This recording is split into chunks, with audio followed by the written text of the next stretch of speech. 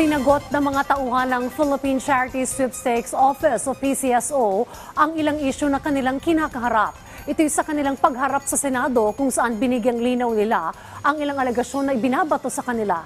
Si Daniel Manalastas sa report. Rise and shine, Daniel.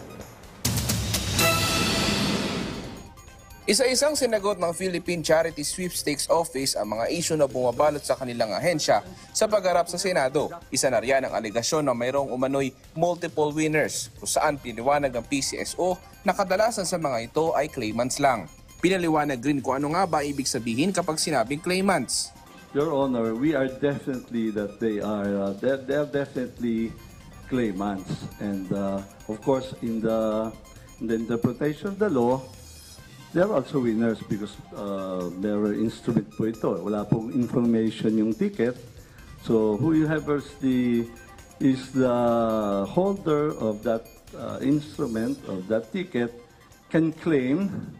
Ang sinasabi ko, they are not necessarily the winners. Sila ho holder ng ticket, presume po sila, sinasabi ko nga, this is a bearer instrument, presume po sila to be the winner. Sinagot din ng PCSO ang issue sa umano'y may ilang mananaya na nanalo ng maraming beses. 8 times nanalo ng 225,000 pesos. August, 9 times nanalo ng 225,000 pesos. September, 2 times nanalo ng 225,000, tig to 225,000 pesos.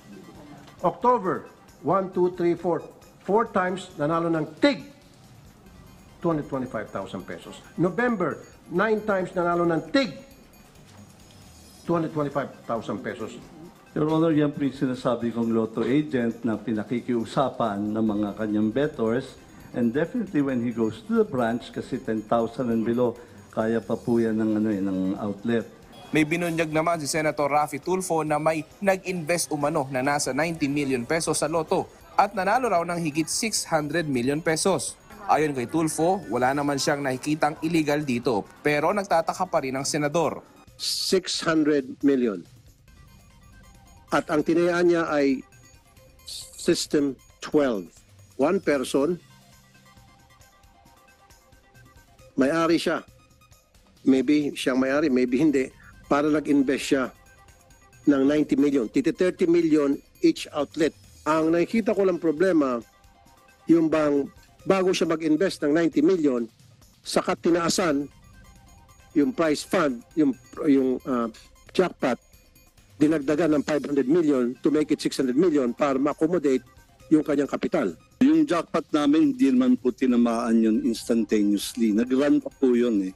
So in fact, kaya nag-snowball pa nga yung iba because nag-run pa po yun. So siguro ho, kung after mo in-increase, tumama, baka sakali ho. Pero kung nag-run pa po siya, exposed na po siya sa lahat ng betting eh. So hindi naman po instantaneous yun eh. Nagpaliwanag din ng PCSO hinggil sa isang insidente noong Pebrero. Git ng PCSO, hindi na ito ang unang beses na nagkaroon ng problema sa laro. May mungkahi naman si Senator Tulfo. During that time po, yung live draw operation namin, 2 p.m., yung isang draw machine was not able to capture yung numbered ball po natin. But the two draw machines po were able to capture. For other games, if I'm not mistaken, Your Honor, around 5 times na po since 5 times na. Since 1995. So next time, pag may mga glitch na nangyaring gano'n, nagkaroon ng malfunction, kailangan huwag kayo mag-off-air, continue sa pagbobola live. Kasi pag nag-off-air kayo, again, nagkukuroon naman po ng pagdududa yung betting public, yung publiko. Kasi the more na kayo po ay nagtatago, para sa akin, para may tinatago kayo because nag-off-air kayo, the more magdududa yung taong bayan. Ayon sa PCSO, sinisikap din nila na mas mapaganda pa ang draw procedure nila. Umaasa naman si Senator Tulfo na wala nang maulit na ganitong klase ng insidente. Daniel Manalastas para sa Pambansang TV sa Bagong Pilipinas.